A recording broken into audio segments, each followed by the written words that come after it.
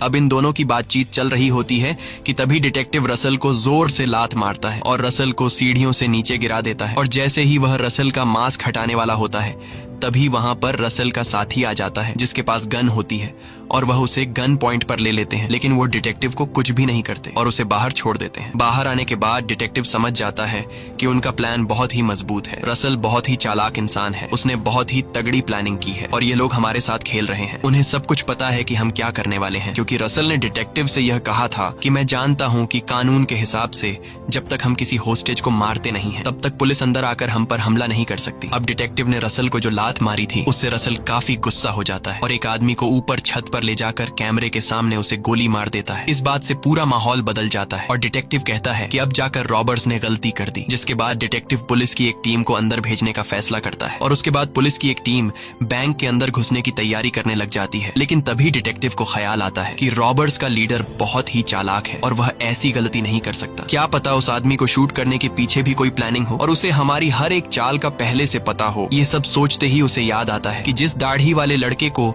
उन्होंने सबसे पहले छोड़ा था, जिसके गले में उन्होंने मैसेज लटका कर भेजा था, शायद उस बॉक्स के अंदर कुछ न कुछ है। और जब वह उस बॉक्स को खोलकर देखता है तो उसमें एक ट्रांसमीटर होता है, यानी कि उस ट्रांसमीटर से रॉबर्ट्स उनकी सारी बातें सुन रहे थे और उन्हें यह भी पता है कि किस तरह पुलिस आकर उन पर हमला करने वाली है। ये सब समझते ही डिटेक्टिव जल्दी से उस पुलिस टीम के हेड से बात करता है जो अभी बैंक के अंदर जाने वाला है। डिटेक्टिव उसे सारी बात समझाता है कि रॉबर्ट्स को हमारी प्लानिंग के बारे में पता है, हो सकता है उन्होंने पहले से ही तुम्हारे लिए बम फिट करके रखे हों, इसलिए तुम वापस आ जाओ। लेकिन वह ऑफिसर वापस आने से मना कर देता है और कहता है कि मैं सब कुछ कंट्रोल कर लूंगा, यानी कि अब वह उन पर हमला करेगा।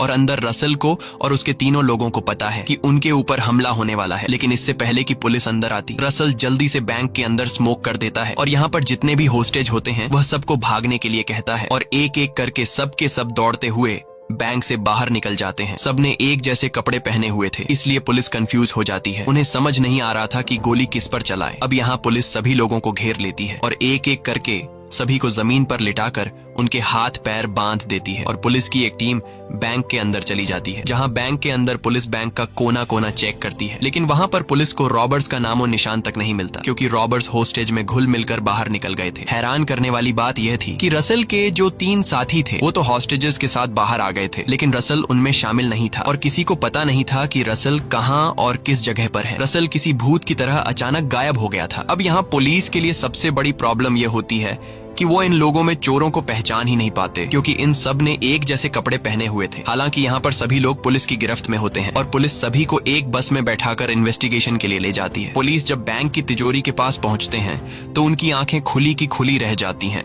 क्योंकि वो लोग देखते हैं कि रॉबर्ट्स अपने साथ 1 रुपया भी नहीं लेकर गए और बैंक का सारा पैसा वैसा का वैसा ही पड़ा है और साथ ही साथ जो उनके हथियार थे वह सब नकली थे, जिससे किसी को मारा नहीं जा सकता। तभी पुलिस को वहाँ वह कपड़ा भी मिलता है जिस पर रेड कलर लगाया गया था, यानी कि जिस आदमी को छत पर गोली मारी गई थी। दरअसल किसी को गोली लगी ही नहीं थी, वह सिर्फ एक दिखावा था। पुलिस ने पूरे बैंक का चप्पा चप्पा छाना, लेकिन उन्हें कुछ भी नहीं मिला, वह खड्डा भी नहीं जो शुरुआत से रॉबर्ट्स खोद रहे थे। डिटेक्टिव को समझ नहीं आ रहा था कि चोर बैंक में चोरी करने घुसे, उन्होंने 1 रुपया भी नहीं चुराया और अचानक भूत की तरह गायब हो गए। पुलिस को बस ये पता होता है कि जितने लोग बाहर हैं उनमें वो 3 रॉबर्स भी हैं जिन्होंने इन सबको बंदी बनाया था। लेकिन डिटेक्टिव को एक बात कंफर्म होती है कि उनमें उनके प्लान का जो मास्टरमाइंड यानी कि रसल, वह उनमें नहीं है, क्योंकि डिटेक्टिव ने रसल की हाइट, कलर और आवाज पहचान ली होती है और अगर वह उनमें होता तो डिटेक्टिव उसे पहचान लेता। रसल ने यह सब कुछ इतने परफेक्ट तरीके से प्लान किया था कि पुलिस सब कुछ जानते हुए भी किसी को पकड़ नहीं सकती थी। आपको कहानी का वह पल याद होगा जब हॉस्टेजेस में बैठा एक लड़का अपना मास्क उतार लेता है और उसके बाद वहाँ पर रसल आता है। रसल खींचते हुए उसे दूसरे कमरे में ले जाता है और उसकी बहुत पिटाई करता है। दरअसल ऐसा कुछ भी नहीं हुआ होता, वह उन 4 रॉबर्स में से एक रॉबर होता है और वह जानबूझकर लोगों के सामने अपना मास्क उतारता है ताकि लोग यह यकीन करें कि वह भी इन्हीं में से एक है। और अब जब पुलिस इन्वेस्टिगेशन कर रही होती है तो उन्हें इस लड़के पर शक होता है, लेकिन पुलिस के पास कोई भी सबूत नहीं होता, बल्कि एक लड़की यह गवाही देती है कि यह लड़का भी हमारे साथ था और इसकी वजह से हम परेशानी में आने वाले थे,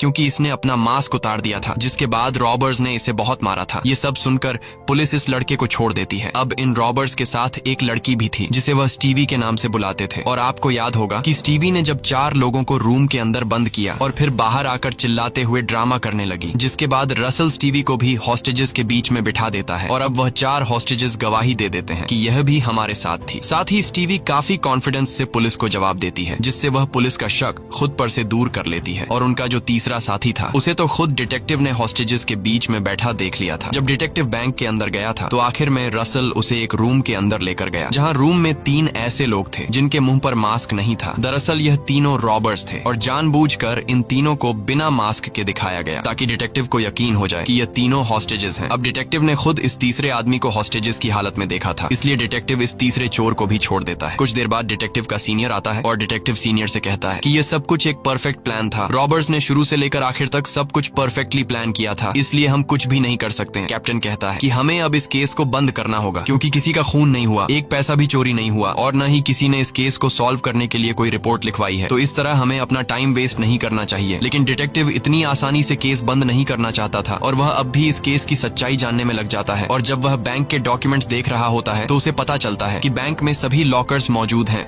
लेकिन लॉकर नंबर 392 गायब है, उसका कोई रिकॉर्ड नहीं है। और इससे डिटेक्टिव को शक होता है कि जरूर उस लॉकर में कुछ कीमती सामान था जिसे इन रॉबर्स ने चोरी कर लिया, और यही वजह थी कि रॉबर्स ने ढेर सारे पैसे छोड़कर सिर्फ उसी तिजोरी से वह कीमती सामान चुरा लिया। दूसरी तरफ हम बैंक के मालिक आर्थर को देखते हैं, जिसके पास मैडलेन आती है और वह आर्थर को कहती है कि जो डॉक्यूमेंट्स तुम्हें चाहिए थे वह लुटेरे अपने साथ ले गए, और वह डॉक्यूमेंट्स लुटेरे अपने साथ इसलिए ले गए ताकि अगर वह लोग फ्यूचर में कहीं फंस जाएं तब वह इन डॉक्यूमेंट्स का इस्तेमाल करके तुम्हें मजबूर करेंगे ताकि तुम उसे छुड़वाओ। मैडलेन कहती है मैं इतनी बेवकूफ नहीं हूँ, उस लॉकर में उन पेपर्स के अलावा भी कुछ था, नहीं तो वह लोग इतना बड़ा रिस्क नहीं लेते, और मैं जानती हूँ कि वहाँ तुमने ढेर सारे हीरे रखे थे। दरअसल उस लॉकर के अंदर बहुत ही कीमती हीरे थे, इसलिए रॉबर्स सारे हीरे लेकर वहां से निकल जाते हैं और पैसों को हाथ भी नहीं लगाते। आर्थर कहता है कि उन हीरों के साथ वहां पर एक बहुत ही कीमती रिंग भी थी, जो कि एक पेरिस के बहुत बड़े बैंकर की पत्नी की थी, और वह बैंकर मेरा दोस्त था। वर्ल्ड वॉर 2 के दौरान उनके पूरे परिवार को बंदी बना लिया गया। मैं चाहता तो मैं उसे बचा सकता था, लेकिन नाजी सोल्जर्स ने मुझे ढेर सारे पैसे दिए, इसलिए मैंने उन्हें नहीं बचाया। आखिर में आर्थर मैडलेन को एक चेक देकर कहता है कि मैंने तुमसे जो भी कहा उसका बाहर किसी को भी पता नहीं लगना चाहिए, और मैडलेन चेक लेकर वहां से चली जाती है। इस तरह से दिन गुजरते हैं और हमें 1 हफ्ते के बाद का सीन दिखाया जाता है,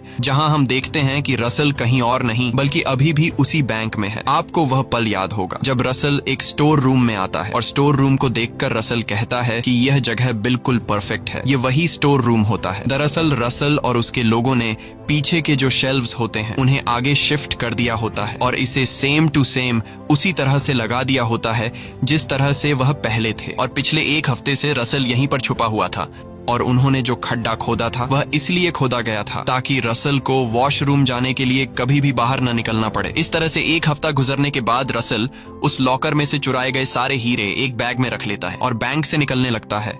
और जब वह बैंक से निकल रहा होता है तो उसी पल डिटेक्टिव भी बैंक के अंदर आ रहा होता है। हालांकि रसल को यह बात पता होती है, क्योंकि बाहर जो उसके लोग उसका इंतजार कर रहे होते हैं उन्होंने डिटेक्टिव के आने की खबर रसल को दी होती है। और जब रसल डिटेक्टिव के पास से गुजरता है तब रसल जानबूझकर डिटेक्टिव से टकराता है। डिटेक्टिव रसल को पहचान नहीं पाता, और जिस तरह से रसल ने डिटेक्टिव से वादा किया था कि मैं तुम्हारे सामने से होते हुए इसी मेन गेट से बाहर निकलूंगा, तब वादे के अनुसार रसल उसी मेन गेट से बाहर निकलता है। और इस तरह से ये लोग एक परफेक्ट बैंक रॉबरी को अंजाम दे देते हैं, जिसमें न कोई चोरी हुई न कोई पकड़ा गया, और ये लोग करोड़पति बन गए क्योंकि उन्होंने ऐसे हीरे चुराए थे जो कभी रिकॉर्ड में तय ही नहीं। दूसरी तरफ डिटेक्टिव बैंक के उन सेफ डिपॉजिट के पास पहुंचता है और वहां डिटेक्टिव लॉकर नंबर 392 को खोलता है, जो इस बैंक के ओनर का है। लॉकर खोलने के बाद डिटेक्टिव देखता है कि इसमें एक च्यूइंग गम और एक बहुत ही कीमती रिंग है, जिसे देखकर डिटेक्टिव समझ जाता है कि लुटेरों ने मुझसे पहले ही इस लॉकर को खोल दिया है और ये वही रिंग होता है जिसके बारे में आर्थर ने मैडलेन को बताया था। साथ ही साथ लुटेरों ने उसी लॉकर में डिटेक्टिव के लिए एक मैसेज भी छोड़ा होता है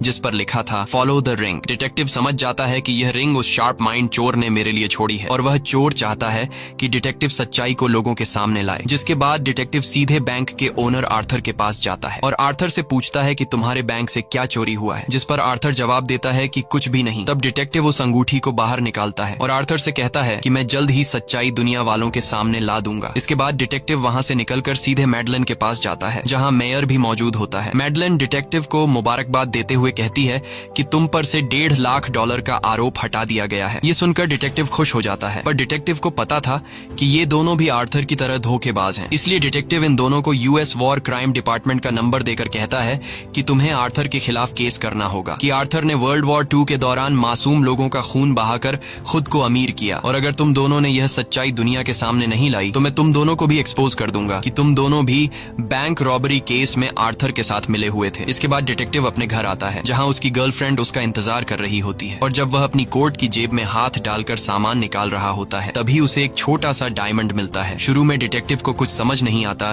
कि यह मेरे जेब में कैसे आया, पर तभी उसे याद आता है कि जब मैं बैंक के अंदर जा रहा था तब मेरे साथ एक आदमी टकराया था और उसी आदमी ने मेरे जेब में यह हीरा डाला, और वह आदमी कोई और नहीं बल्कि उस बैंक रॉबरी का मास्टरमाइंड था। दरअसल रसल उसकी जेब में हीरा 2 वजह से डालता है। एक वजह यह थी कि उसने जो वादा डिटेक्टिव से किया था कि मैं तुम्हारे सामने गेट से निकलूंगा, और दूसरी वजह यह थी कि जब बैंक के अंदर डिटेक्टिव रसल से मिलने आया था तब डिटेक्टिव ने रसल से कहा था कि मैं अपनी गर्लफ्रेंड से शादी करना चाहता हूं, लेकिन मेरे पास पैसे नहीं है। अब यहाँ डिटेक्टिव इस हीरे को देखकर मुस्कुराता है। इसी के साथ ये कहानी खत्म हो जाती है। अगर आपको ये वीडियो अच्छी लगी हो तो हमारे चैनल को सब्सक्राइब और वीडियो को लाइक जरूर कीजिए।